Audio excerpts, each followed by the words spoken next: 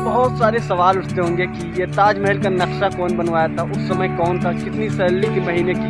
Blog में हम पूरा कवर करके बताएंगे और बहुत ही अच्छे से बताएंगे कि हम हैं इस समय ताजमहल के टिकट घर काउंटर के पास, जो आप देख सकते हैं कितना भीड़ है भाई टिकट के लिए। और जितना भीड़ टिकट घर के पास उतना भीड़ रोड पे भी है।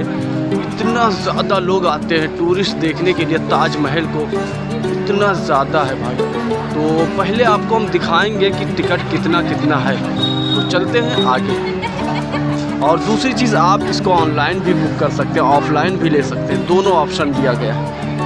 बता दें कि यहाँ पे अगर आप आएंगे टिकट काउंटर के पास तो 50 रुपये पर पर्सन का टिकट है। और अगर मकबरे तक जाना है, जो मेन मकबरा है वहाँ तक जाएंगे तो आपको 200 रुपये एक्स्ट्रा देना होता है, यानी टोटल आप 250 का टिकट खरीदेंगे। और इतने यहाँ पे इतने सारे काउंटर बने और देख लीजिए कितना लंबी लाइन लगी है काउंटर का, जो आप देख सकते हैं इतने सारे काउंटर बने हैं। हम फाइनली ऑनलाइन टिकट ले लिए और चलते हैं ताजमहल की तरफ, जिसके लिए हम आए हैं 400-500 किलोमीटर दूर से। और दूसरी यादें दफन हो जाया करती तो ताजमहल इतना नायाब ना होता और ना इतने लोग आपको देखने को मिलते। तो चलते हैं उस ताजमहल के पास और आपको एक्सप्लोर करके सारा चीज़ दिखाएंगे। कि आपका भर भर के कमेंट आ रहा था भाई, रोज़ कमेंट आ रहा था कि भाई कोई बाहर निकलो, बाहर जाओ, बाहर का व्लॉग लाओ। तो आज हम उस जगह पे आ गए, मोहब्बत की नगरी और मोहब्बत की जगह पे, जहाँ जो पूरी दुनिया में काफ़ी फेमस है। और उस जगह को आज हम एक्सप्लोर करने वाले हैं और इतना ज़बरदस्त होने वाला ब्लॉग। इसके बारे में पूरा बताएंगे कि कितना रुपया लगा बनाने में और कितने लोग थे इसको बनाने में और कहाँ कहाँ से कारीगर आए थे। और ये सारी चीज़ें हम बहुत डिटेल से बताएंगे, टिकट से लेकर अंदर तक, एंट्री तक। तो चलते हैं उस जगह पे और करिएगा थोड़ा सा ये कि कहते हैं कि अगर यादें अगर दफन हो जाया करती तो ताजमहल इतना नायाब ना होता, और ना हम होते, ना तुम होते, ना इतने लोग होते। तो चलते हैं उस जगह पे, मज़ा आने वाला है, इसकी मत करिएगा। ये एंट्री का जो आप देख सकते हैं, और ये है ताजमहल का दूसरा पार्ट। तो चलते हैं इसके अंदर भी। एग्जैक्टली मुझे पता नहीं हो, कुछ इस तरह यहाँ पे है जो आप देख सकते हैं। ये लोग चले आए हैं देखने के लिए ताजमहल को। देख लो यार कितना भीड़ है, इतना भीड़ पूछो ना यार। वाह, इतना भीड़ तो हम शायद देखें। हम भी कर चुके हैं पूरी तरीके से यहाँ पे आगे ताजमहल के अंदर। तो आज हम ये समझ करेंगे, बहुत सारी चीज़ें हैं जो दिखाने लायक हैं। तो चलिए चलते हैं।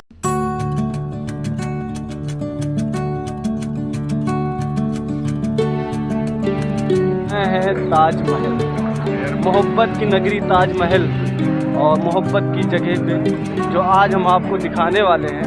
ये है आपका ताजमहल परिसर पर्यटक भ्रमण योजना, उसका मैप है जो आपको क्या क्या देखने को मिलेगा।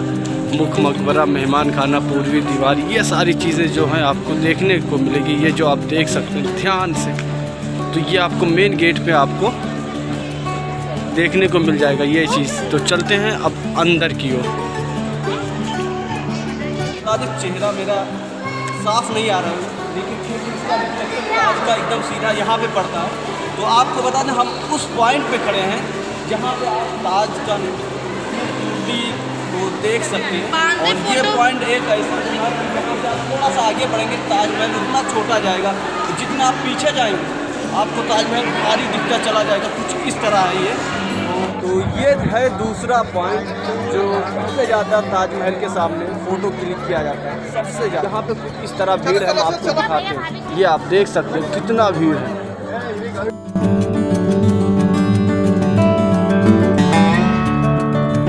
और ये वही जगह है, और ये वही ताजमहल है जो पूरी दुनिया के अंदर 7वें अजूबे में से एक आता है।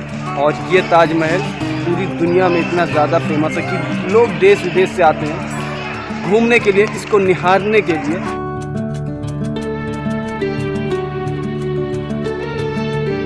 1504 में ये आगरा सिटी को इब्राहिम लोदी के द्वारा बसाया गया था। लेकिन उस समय किसी को ये नहीं पता था कि आगरा ऐसा लोगों के दिलों पे ऐसे पूरी दुनिया में फेमस होगा कि पूरी दुनिया के अंदर छाप छोड़ देगा, इतना ज़्यादा फेमस। वो उसका फेमस होने का राज ये ताजमहल है। और ये ताजमहल 1632 और 1653 के बीच शाहजहाँ के कार्यकाल में बनवाया गया था। इसको बनवाने के लिए 22 साल लग गए थे और 20,000 से ज़्यादा मजदूर इसमें काम किए थे। और इसमें एकदम छठे एकदम माहिर अपने टाइम के जो कारीगर थे उनको छांट कर 3 महीना पहले तैयार किया गया था ये। और इसमें इसका आर्किटेक्चर, इसका जो डिज़ाइन, इसका गुंबद, सब अलग अलग मजदूर, सब अलग अलग डिज़ाइनर दूर दूर से, कोई तुर्की से, कोई अफ़गानिस्तान से, कोई रूस से, हर जगह से कोई ना कोई लाया गया था। तो वो हम आगे चल के बताएंगे। और उन मज़दूरों का सैलरी कितना था, कितना महीने का पाते थे।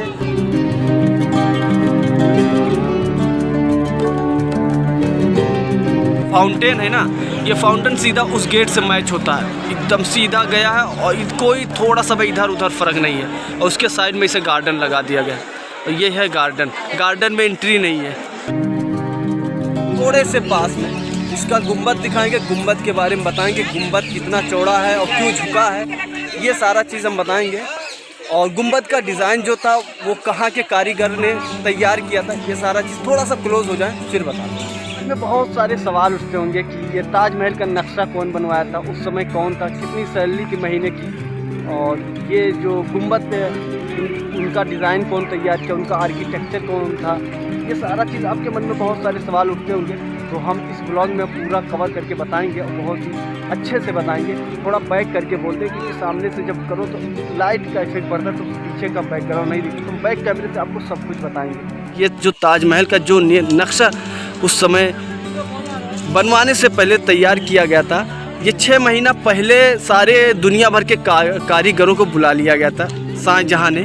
और सबसे अपनी अपनी बात रखी, सबसे बोला गया कि ऐसी ऐसी है। तो उन्होंने सबसे बेस्ट कारीगर जो थे उसमें में से 37 कारीगर को छांटा गया और उन कारीगरों को सेलेक्ट करके सबको अलग अलग काम दिया गया जो अपने काम में सबसे ज़्यादा माहिर थे। ताजमहल जब बनाने का प्लान था तो दुनिया भर से कई सारे कारीगर आए थे। उसमें में से 37 कारीगरों को सेलेक्ट किया गया था और उन 37 कारीगरों में से बहुत सारे कारीगर ताजमहल का नक्शा दिए थे, लेकिन उनमें में से केवल एक कारीगर का पसंद आया था जिनका नाम था उस्ताद शाह अफरीदी, जो ये ताजमहल का पूरा नक्शा तैयार किए थे। और उनको 1000 रुपया महीने की सैलरी दिया करते थे उस समय। तो उस समय 1000 रुपया सैलरी उनका लिए बहुत था उस टाइम पे। ये हो गया। उसके बाद ये जो गुंबद दिख रहे हैं, ये जो स्ट्रक्चर, ये जो डिज़ाइन है, ये भी हम बताएंगे कि कौन तैयार किया था। इसका जो पत्थर कुरेदने का, उकेरने का जो काम था जिनका, वो कौन किया था, ये सारा चीज़ हम बताएंगे। और कलश का बनाने का जिनका काम था, उनका क्या नाम था, उनकी क्या सैलरी थी, ये दुनिया भर से जो कारीगर थे सब काम बताएंगे। ये जो आप देख रहे हैं ना, ये बस है उस समय के तुर्की के कारीगर आए थे यहाँ पे। तो उन्होंने ये जिम्मेदारी ली थी, जिनका नाम था इस्माइल खान। उन्होंने इसका गुंबद तैयार किया था ताजमहल का। उनको 500 रुपये पर महीने के हिसाब से सैलरी मिलती थी।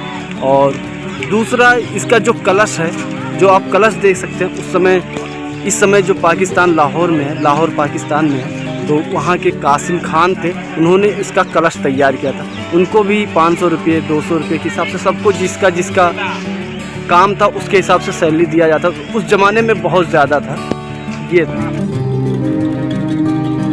पास आ गए हैं तो चलते हैं, थोड़ा सा पास होके फिर आपको बता देना। और उस समय जो पच्चीकारी हुआ करती तो मनोहर लाल मुन्नू थे, उनको 500 रुपये के हिसाब से रखा गया था और ये काम करने के लिए कि ये पच्चीकारी का जो डिज़ाइन होता है, ये सारा चीज़ उन्होंने उन्हीं के द्वारा, और पच्चीकारी का काम वही देखा करते थे, मनोहर लाल मुन्नू।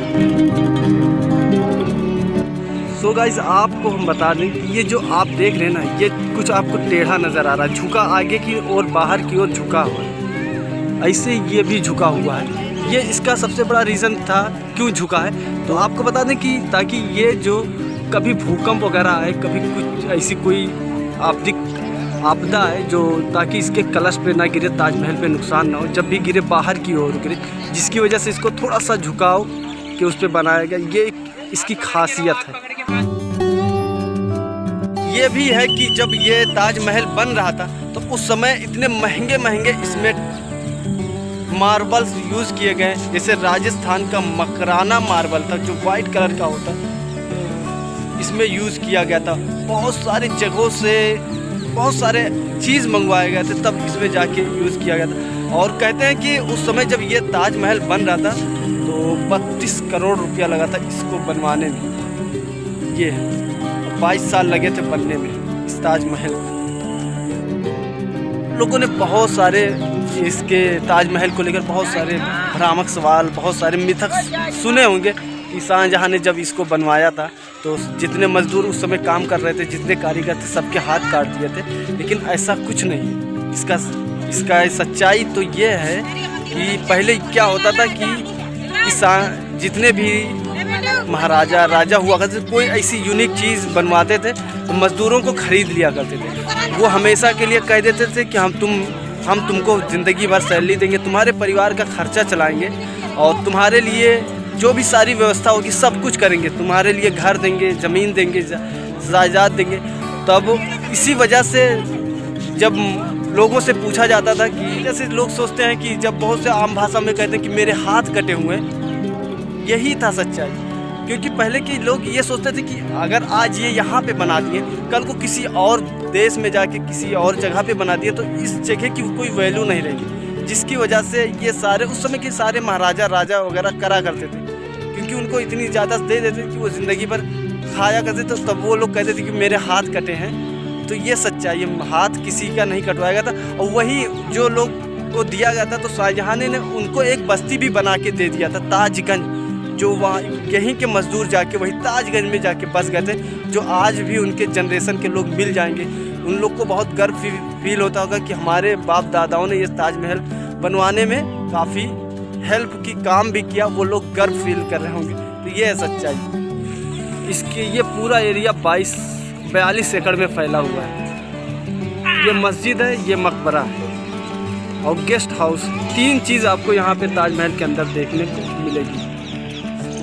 और दूसरी चीज़ आपको ये भी पता होगा कि मुमताज़ का जब डेथ हुआ था तो उनको कहाँ लेके जाया गया था। सबसे पहले उनको बुरहानपुर में दफन किया गया था, फिर उसके बाद 6 महीने बाद उनको यहाँ पे आगरा में लेके आया गया था। और आगरा में जहाँ पे जो सेकंड टाइम जहाँ पे दफन किया गया था उस जगह पे हम लेके चलेंगे।